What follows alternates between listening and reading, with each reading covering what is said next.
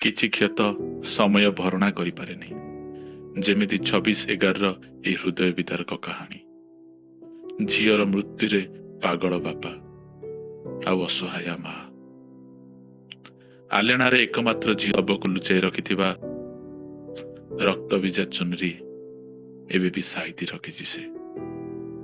ଝିଅ ହାତରେ ଲାଗିଥିବା ହାତର ସୁନାଟା ଘଡ଼ି, ଶେଷଥର ପାଇଁ ଆଖିରେ ପିନ୍ଧିଥିବା ରେବାନା ଚଷମା ଆଉ ହାତରେ ଧରିଥିବା ଦାମୀ ସୋନି ଇରେକ୍ସନ ମୋବାଇଲକୁ ଧରି ମନ ଭରି କାନ୍ଦେ ବିଚରା ବାପା। ମାତ୍ର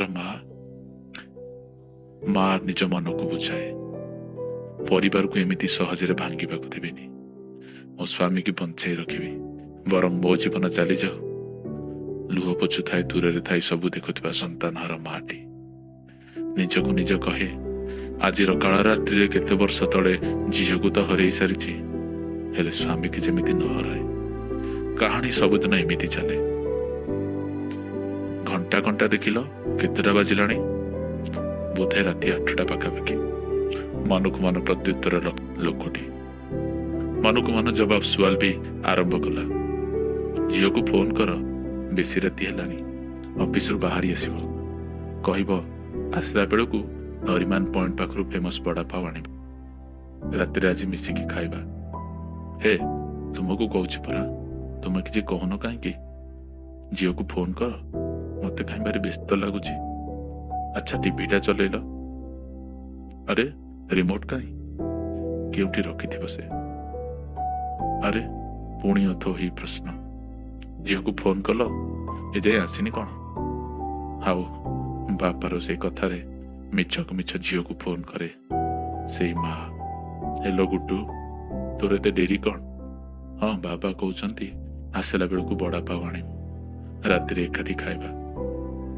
ହଁ, କ'ଣ କହିଲୁ? ବାପାଙ୍କୁ ଗ୍ୟାସ୍ ଟ୍ୟାବଲେଟ୍ ଦେଇଦେବି? ଆଚ୍ଛା, ହଉ। ନିଜ ଲୁହକୁ ପଣତ କାନିରେ ଲୁଚେଇବାକୁ ଚେଷ୍ଟା କରି ମା ତାର କହୁଛି ବାପାଙ୍କୁ, ଜାଣିଲ, ଗୁଡୁ କହୁଛି ଗ୍ୟାସ୍ ଟ୍ୟାବଲେଟଟା ଖାଇଦିଅ। ସେ ଆସିବାକୁ ଆହୁରି ଘଣ୍ଟାଏ ଲାଗିବ, ଆସିଲେ ଏକାଠି ଖାଇବା। ଏକ ମୁହାଁ ଜବାବ ଦେଉଥିବା ଲୋକ ମୁହଁକୁ ନ ଚାହିଁ ରୋଷେଇ ଘର ଆଡ଼କୁ ଦୌଡ଼ି ଚାଲିଯାଏ ମା। ମନ ଭରି କାନ୍ଦେ, କାରଣ ସେ ଜାଣେ 26/11 ଆତଙ୍କରେ ତା କୋଳ ଖାଲି ହୋଇଯାଇଛି। ତା ଗୁଡୁ ମରିଯାଇଛି, ତା ଗୁଡୁ ଆଉ ଫେରିବନି। ହେ ଭଗବାନ, ମନକୁ ଥୟ ଧରାଏ। କ'ଣ ବା କରିପାରିବ ଅଭାଗା ମାଟି। ନିଜ ଶାଢ଼ୀ କାନିରେ ନିଜ ଲୁହକୁ ସମାଧି ଦେଉ ଦେଉ ନିଜ ସ୍ୱାମୀ କଥା ଭାବେ। ଝିଅ ତ ଯାଇଛି, ଲୁହ ଶୁଖିନି ଆଖିରୁ। ଇଏ ତ ଆଉ ଗ୍ୟାସ୍ ଟ୍ୟାବଲେଟ୍ କହି ନିଦ ବଟିକା ଦିଏ ନିଜ ସ୍ୱାମୀକୁ। ଆଉ ସ୍ତ୍ରୀ ନିଜର ସ୍ୱାମୀ ସହ ଛଳ କରେ। ଶୋଇଯାଏ ବିଚାରା। ଝିଅକୁ ବର୍ଷ ବର୍ଷ ଧରି ରାତି 8ଟା ହେଲେ ଝୁରୁଥିବା ସେ ବାପା ଶୋଇବା ସେଜରେ ବି ବିଳିବିଳେଇ ହୁଏ।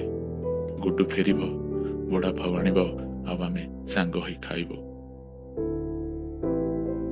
ତେବେ ବନ୍ଧୁଗଣ, କ'ଣ ଥିଲା ଏ 26/11? ଆସନ୍ତୁ ଜାଣିବା। ପାକିସ୍ତାନରେ ଦହିବରା ଆଳୁଦମ ବେପାରୀର ପୁଅ ଧାର୍ମିକ ଆତଙ୍କୀ ପାଲଟେ। ନା ତାର ଅଜମଲ କସାବ। ଶୈତାନ ଜଣେ ଈଶ୍ୱରଙ୍କ ଜନ୍ନତ ହାସିଲର ପ୍ରଲୋଭନ ଦେଖାଇ ଗରିବକୁ ଟଙ୍କାରେ କିଣେ। ତାକୁ କହେ, ତୋ ଧର୍ମର ଲୋକମାନେ ଭାରତରେ ବହୁତ ଦୁଃଖରେ ଅଛନ୍ତି। ସେମାନଙ୍କ ଉପରେ ଅତ୍ୟାଚାର, ବଳାତ୍କାର ଓ ସମ୍ଭବତଃ ହତ୍ୟା ହେଉଛି। ଶୁଣ, ତାଙ୍କ ଦେଶ ଭାରତ ନେତାମାନଙ୍କ କଥା ବି ଶୁଣ। ସେମାନେ ବି ଅତ୍ୟାଚାରର କାହାଣୀ କହୁଛନ୍ତି। ବିଚାରା ଧାର୍ମିକ ମୂର୍ଖ ଅରବାନ ନକ୍ସଲଙ୍କ କଥାରେ ମାଓବାଦୀ ସାଜେ। କରିଚାଲେ ଯନ୍ତ୍ରବତ୍ ଯାହା ଶୈତାନ କହିଥାଏ। ଶୈତାନ କହିଥାଏ, ଆମ ଧର୍ମଗ୍ରନ୍ଥ ପୃଷ୍ଠା ଏତେ, ଅନୁଚ୍ଛେଦ ଏତେରେ ଲେଖା ହେଇଛି, ଈଶ୍ୱର କହିଛି ଶବର ପାହାଡ଼ ଉପରେ ଜନ୍ନତ ଅଛି।